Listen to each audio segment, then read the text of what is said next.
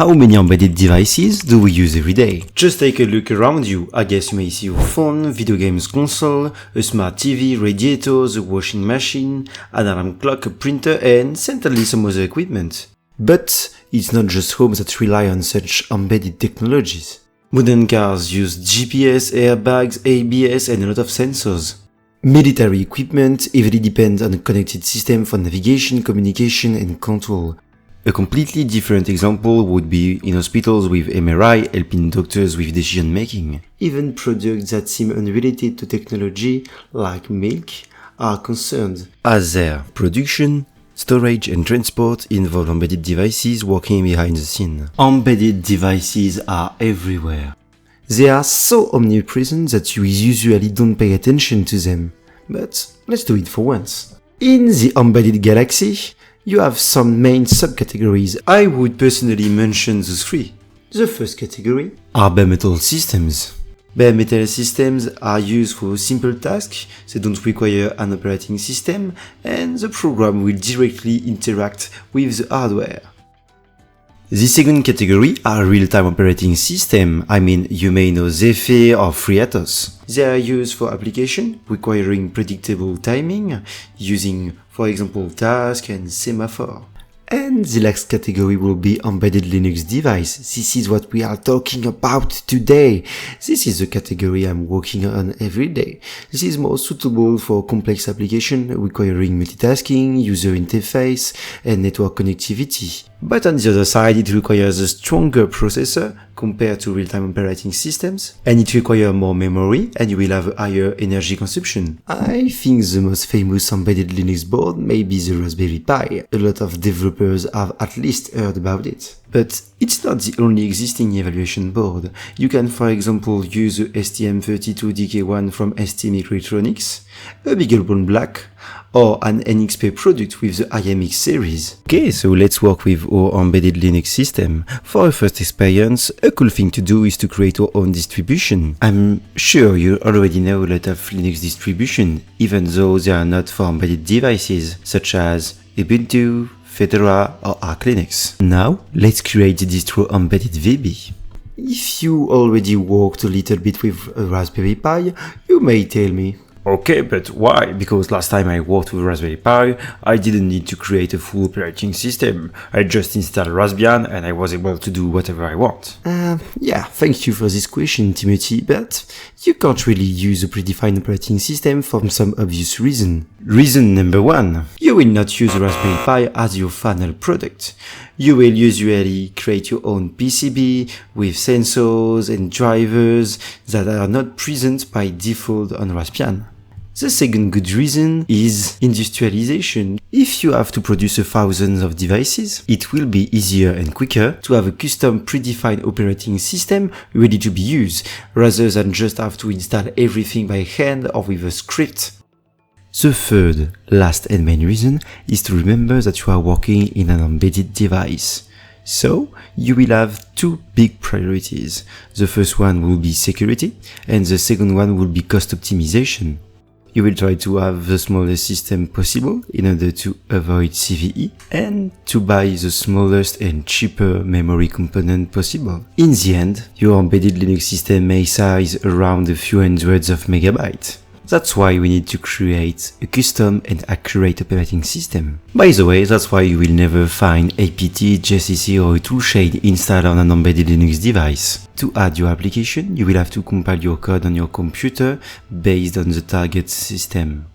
So, let's create embedded VB distro. For this task, we will need a tool named Yocto, which is the main tool used in the industry. I know there is another tool, but fuck build routes, nobody likes it. The Yocto project is an open source collaboration project that helps developers to create a custom operating Linux-based system regardless of the hardware architecture. And yes, I just read the title on the website. Using Yocto will make your life 1,000 times easier because without it you would have to compile your Linux plus your bootloader by hand. It would be a nightmare and I wouldn't wish it to my worst enemy. So yes, Yocto is a great tool, but it also has one of the hardest learning curve ever. For this tutorial, I'm using Raspberry Pi 4. If you have another board from this family, like Raspberry Pi 5 or 3, It's okay, you will just need to have few adjustments. So don't worry, there is enough suffer and pain for everyone. Step number 1, in order to create our own Linux distribution, is to install pre-required libraries to use Yocto. You can find the list of pre-required libraries on my GitHub page in the description, or you can find this list on the official Yocto documentation. Step number 1, part 2. I would also strongly recommend to install another tool named Cooker. It manages Yocto builds and makes your project way cleaner. For this tool, a single pipe command is enough, and yes, the official documentation is in French. Maybe a full Cooker tutorial video could be a good idea. Step number 2. Take a look and copy the .json file shared on the GitHub in the description. On this GitHub, you have a file named embeddedvb.json. This file will be used by Cooker in order to create and compile your first project and build. Then, to use Cooker, a single command cooker cook embeddedvb.json is enough. The project initialization will take few hours, so I have plenty of time to tell you what's going on. Step number 3, understand what the fuck is going on. With the cooker cook command, few directories will appear, their name layers, estate cache, build and download. The first important is layers, so let me detail it. Layers contains all downloaded sources detailed in the embedded vb.json file. You can see 4 different sources with Pocky, Meta Open Embedded, Meta Raspberry Pi, and Meta Tuto Embedded VB. Pocky is the reference distribution of the Yocto project. You can find 2 elements in it. The first one is BitBake. It's the build tool used to create and execute tasks such as compiling, configuring, and installing software packages, and Open Embedded Core, which is a collection of essential recipe and metadata needed to make a build. On the top of Pocky, Meta Open Embedded is an additional layer. This meta is in charge of networking and multimedia. Then, the third layer of our pyramid will be Meta Raspberry Pi. This layer is in charge of describing the Raspberry Pi board. Finally, there is our layer, Meta Tuto Embedded VB. This layer will set up the embedded VB distribution and will also in charge of the build.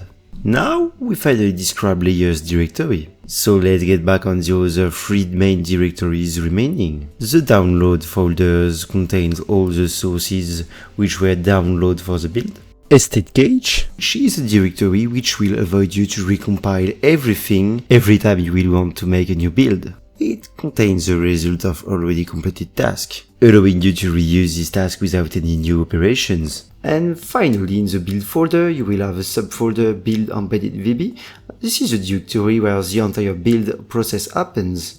It contains all the configuration file, build results, logs, and output artifacts, like SDK and packages. Now, you just have to wait for a few hours for the project to build and recipe to compile. Take a break and a coffee. For an obvious reason, I already compiled my build. Now we understood how Yocto works. So 4th step will be to install on Raspberry Pi the result of our build.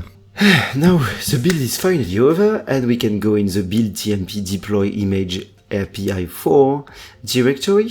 There are some files, but the most important is the .wick file. It's an image file combining various elements like the root file system and bootloader. This file is like a single disk image file. So now you have to insert an SD card on your computer. You should be able to see your SD card with the lsblk command. As you can see, I already have 2 partitions with SDA1 and SDA2, so the first thing to do is to unmount them. Then I just have to use the following dd command in order to erase everything remaining on the SD card. Now I just need to flash my SD card. With the bzk command on the .wick file, I flash the file system on my SD card. Okay, so now you can unplug the SD card from your computer and insert it in the Raspberry Pi. Ultimately, we will want to see Raspberry Pi logs on our computer. So, the simplest way is to establish a UART connection between your computer and your Raspberry Pi. As you can see, I have an external IC where I plug the USB side on my computer and the UART pin from the Raspberry Pi on the other.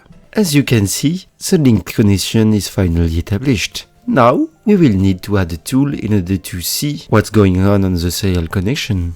I choose to use putty. You can use the same configuration as me. First, select a serial connection. Then, configure the port where you will communicate. Usually, it's dev TTY USB 0 if you don't have another USB device connected. And don't forget to use the same speed communication as I do. You can now turn on your Raspberry Pi. Tada! A wonderful booting Raspberry Pi with a minimal embedded Linux system. Okay, for the moment we just ran a pre-configured project with the cooker file. Now let's do something by hand. This will be our final step. Add a new feature and modify the distro. As you can see on the Raspberry Pi, you don't have the LSB release command, so you can't directly see in an easy way the current distribution used on your system. Let's add this tool to the embedded VB distribution then. We need to modify our Yocto project. Let's get back on our local computer in the layer meta embedded VB directory, and let me describe you what we can find inside.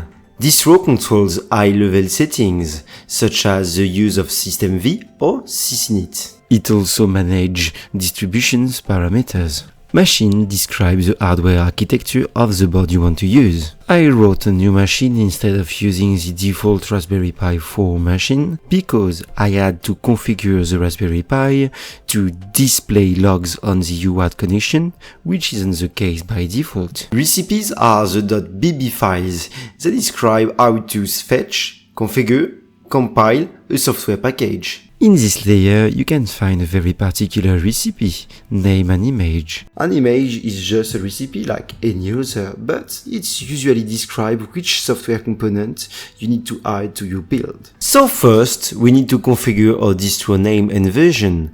We will do it in the distro file. So, let's add a distro name, let's say embedded VB, and the version to 1.0. Next, we need to edit the image recipe in order to add the LSB release command. A simple image append LSB release will be enough and add the command to our system. It's so simple because you can find a pre-configured recipe lsb release.bb file inside a Poky meta layer.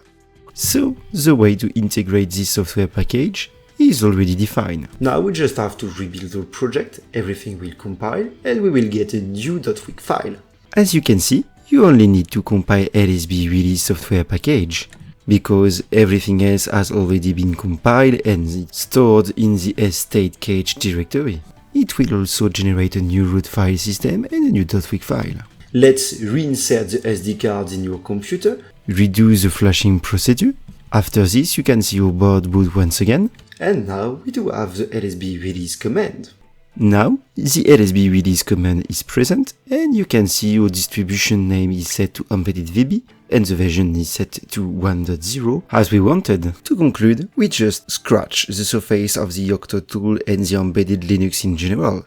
But now you know what it looks like, and now you just have a pre-configured project where you can do whatever you want and have fun. I really hope you liked this video. It's not really easy for me to vulgarize a very complex subject and speak in English at the same time, so I hope everything has been understandable. If you do have some question, do not hesitate, I will take the time to answer it. Maybe next time I will talk about cooker or deeper aspects about embedded Linux, like device trees, dev configs, kernel, U-boot, I don't know, I'm open to everything.